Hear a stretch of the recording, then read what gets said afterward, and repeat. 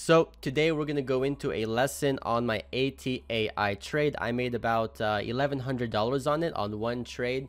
But more importantly, we're going to go into a lesson on just discipline and just trusting the system that you have when you're trading. So I think you guys are going to like this one. Lots of great information I put into it. So hope you guys enjoy.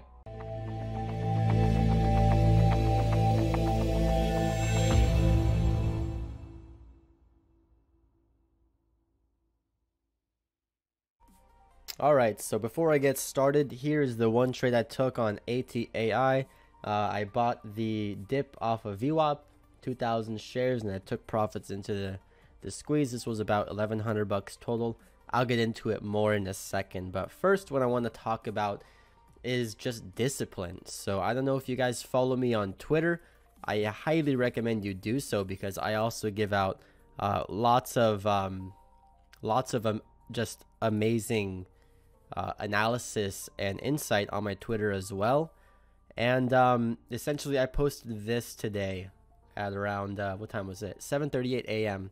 1 minute after market open. And I said it's better to go for the best case scenario entry rather than going for any entry because of FOMO, the fear of missing out. I've missed like 6 amazing entries today across SFET, CFRX, INPX, and ATAI, which does sting a little, but it also means I've exposed myself to no losses so far. Protect your edge. So just extremely wise words for myself. I know I may sound a little pompous, but it's true.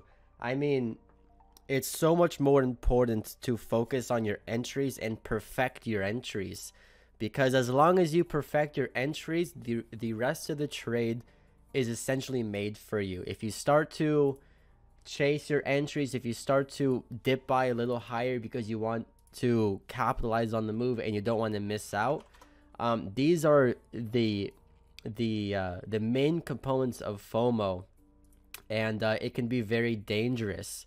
So I tried taking a bunch of dip buys today on ATAI in the morning, on CFRX, and I kept just missing my entries. I kept being way too picky on the price I wanted. Like, for example, on CFRX, when I was dip buying it, I wanted to get 6183. Or, no, actually, the number I was trying to get was exactly 62 cents because that was the previous level of resistance on the daily chart. So if you guys don't know what I'm talking about, I've made a few videos in the past few days talking about this strategy of previous resistance holding as support. I really recommend you go check that out right now because it's a very easy strategy for new traders to learn, and it's a very easy strategy that you can implement and just learn from overall if you're a more advanced trader. So I kept trying to do these entries of previous resistance holding as support, and I was just being way too picky. I was trying to get the best price possible, which led me to miss out on lots of these big plays. But overall, that's fine. We have to understand that we cannot trade every single stock. We cannot play every single stock. And we have to just protect our edge. And our edge is whatever our strategy is that we know works over time. I know that my strategy of buying previous resistance as new support works over time. I've been doing it for over 2 years. I've made consistent profits, and I just know it works. That's why I have confidence in it. So when we have a day like today where I keep trying to do these entries and the stock just isn't pulling back far enough and I just miss my entries, yes, it is a little disheartening because, you know, I'm missing out on these plays that would have been great entries if I wasn't so picky. But at the same time, I know I'm not exposing myself to risk that I don't need to be exposing myself to. For example, yes, I could have dip bought CFRX higher up, like 63 cents. But then imagine it dips right back down to 62 cents and even further. Now I'm exposing myself to a lot more risk than usual. If I had just focused on my strategy and just dip bought where the chart told me to, yes, I may miss some plays, but at least when I do get into a play, I am positioned perfectly. I have a very good average, and I'm able to make the most profits possible from this stock.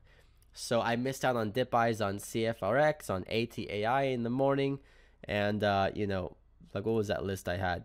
INPX I missed out on in the morning, and SFET too. So all of these, like for example on INTX, where was it?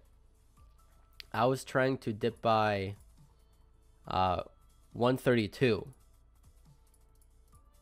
We see it only pulled back to 135.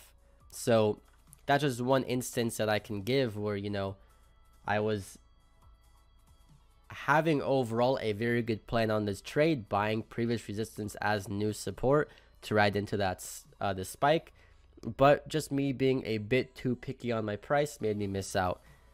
Maybe I have to later on just increase my risk a tiny bit, but overall, at least I wasn't buying 140s and 145s when I realized I missed the move. Once you miss the entry price, you have to just sit on your hands. So if anything, learn from this. If you miss your entries, notice how I didn't just hop back into it at 145. That's FOMO. That's the fear of missing out. You're getting in because you're fearful that the stock's going to move without you and you're not going to make any money. So I made my plan to dip by 132s. I didn't get the price, so I just sit on my hands. And that caused me to miss a lot of trades today. And I thought today was just going to be another day where I don't make any money. But then, you know, I kept rolling with the punches. I kept just planning my trades as I always do.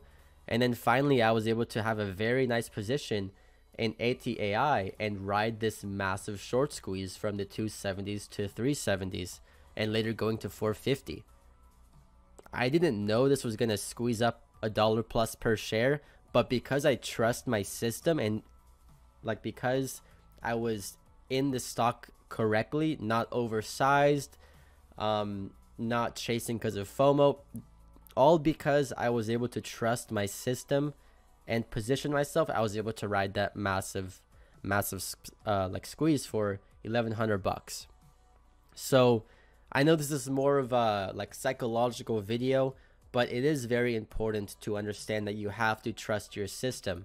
And even if there's one or even a few days where your system just isn't working out, I don't recommend that you try and modify this system just to profit on that one day. Now remember, trading, we don't make profit from one big green trade. We make profits from constant, consistent winners and making those nice, small, consistent gains. Over time, these gains will add up. If you want to make $1 million in the stock market, you just have to make $1,000 1,000 times. And today, I made $1,000. So if I can do that 1,000 more times, I've made $1 million. When you break it down like that, it's very simple to get to that goal. If you have the goal of, oh man, if I ever want to make big money, I have to use 50 grand size and I have to make 50K a day. That's not the case. Just focus on those small, consistent wins. Focus on your consistency and overall focus on your system. So with that being said, let me get into the actual analysis of ATAI. ATAI, this was a multi-day runner. They had news yesterday, and it squeezed from like $1 up to the 250s. And then we can see after hours it squeezed even higher and made this kind of obvious resistance level of 305, 307-ish. So now going into today, that's where all the shorts are risking their shorts off of. So we know that, you know, once 310 breaks, every single short who was shorting this yesterday and today is deep underwater. So just with that as some background and just knowing, you know, how spikeable this chart looks, I mean, after 338s, there really isn't that much resistance until kind of $4. But even the $4 line, yes, it looks like resistance on the chart, but there's no volume there, so it's not actual resistance.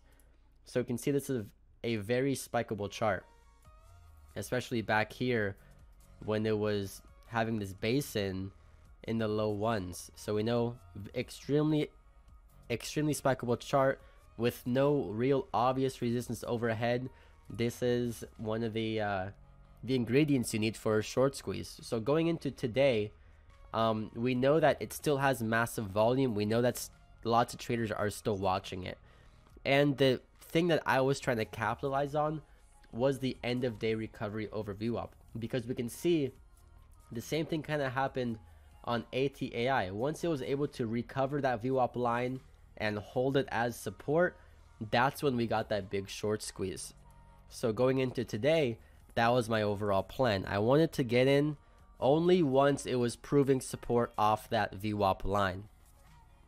Once I see signs of it holding VWAP, I'm going to enter my size there, looking for a breakout over 310. Now, once we get the breakout over 310, we now know that this is in short squeeze territory. So the pattern of previous resistance holding as support is going to reign true. Now, in this instance, we can see that after it broke out over 310, the furthest it ever pulled back to was 336 and then 340s. So notice how it didn't pull back to this previous resistance. The reason why is because if you looked at the chart earlier, right here, this one candle, we do have a previous resistance level that topped out at 337s.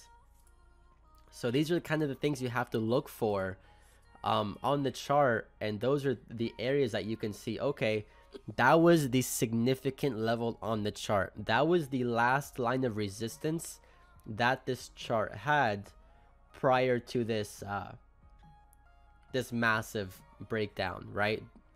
This is the very last line prior to, you know, over $7. So knowing that, I was trying to take another dip buy, and once again, I was being too perfect. And frankly, I didn't have my size in on this one because I was still in my initial trade. But once I got out of that one trade I showed you guys earlier, right here, over here-ish, or no, I can't really remember what I did, but right in here, I was trying to add back in more size. But once again, I was being a bit too perfect. I was going for 338. You can see this pulled back down as far as 340. So once again, just off by 2 cents. It sucks because I missed out on this big $0.50 squeeze. But at the same time, I know that as long as I go for those perfect entries, when I do get filled, it's going to be a very nice and easy trade. All right, so that's just a quick lesson on ATAI. Hey, I'm assuming that if you stuck around this late, you must have really enjoyed the content in this video. Well, I'm not done giving you free content. I have an amazing bundle of trading information that I've made over the years. So let's just break it down right now. So first off, it's my ebook, How to Day Trade Every Single Morning. This is the routine that I repeat every single day to find the best stocks to trade. I have the 10 most profitable trade setups of 2019. This is a list of the 10 best setups that I've found and the traders in TradeBuddy have found as well. And then last but not least, my personal trading checklist. So this is what I use every single day to plan all of my trades, plan my entries, plan my exits, and everything in between. So I'm giving away all of this plus a live workshop with me breaking down everything about trading, risk management, capital management, and trader psychology. So you can get all of this for free if you click the link down below that says trading bundle. Sorry about that.